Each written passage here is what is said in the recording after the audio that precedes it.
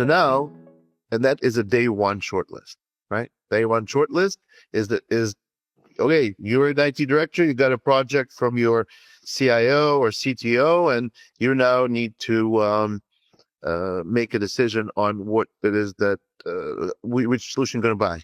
So you go in and you ask the question and you make a list of vendors to consider. Now, the question that I have is, okay, well, where do all the marketers come into this picture? If all that a buyer should do is identify a problem and ask an AI solution of their choice as far as which vendors they should consider, and then they're going to consider those vendors. What's in this world, in this new world, what is the need for marketers? What is the need for marketing? All the knowledge is already there. You just go and you ask. What do you say about that, Sam? What do I say about that? I think part of it is how can we teach marketers so that they can teach the agents, what people are calling AEO, I guess, agentic engine optimization, so that you can appear on the short list. And then my other perspective is you can be on the short list, but how do you establish yourself when somebody shows up so that they trust that you should be at the top of the short list? And that tends to be what I would consider to be brand, but that's what I would say is, how do we teach marketers to do the things that are required so that when you ask ChatGPT or Claude what you should do, you show up on that list? And then how do you clarify and communicate trust to the buyer so that they can, engage with you in a productive way and you're not immediately discounted? That's what I would say. What do you think about that? Makes sense. That's very logical and makes sense. But there's one more thing which we're going to talk about. But let's first uncover this topic that the part that you were talking about.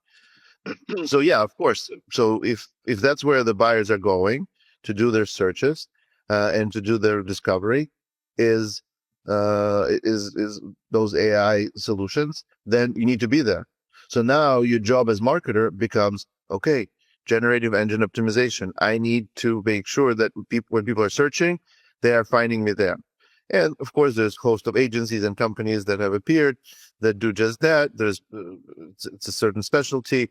It's a little bit of a black box. We used to complain about SEO and how hard it is and how unfair it is, where marketers talked about that.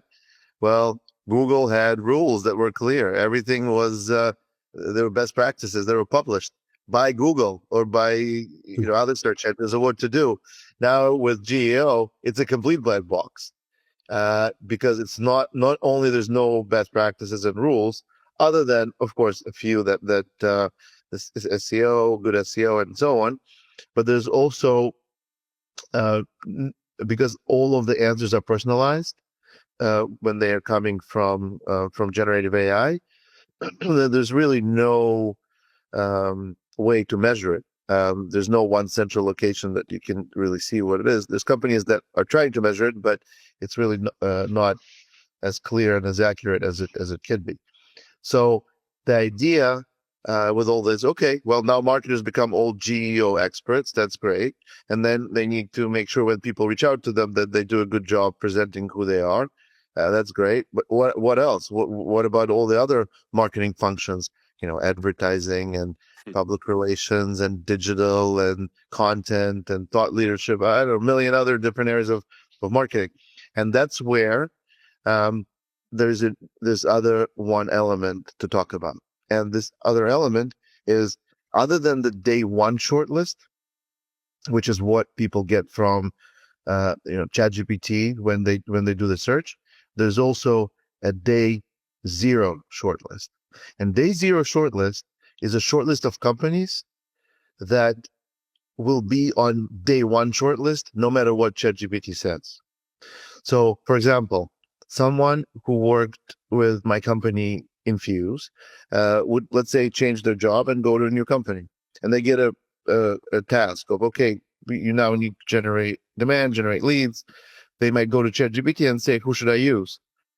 But no matter what ChatGPT says, and hopefully it does include INFUSE, but even if it doesn't, they still know they're going to come to INFUSE and include it in their shortlist because there's already trust, there's already relationship, there's already other types of considerations that they are thinking about to use.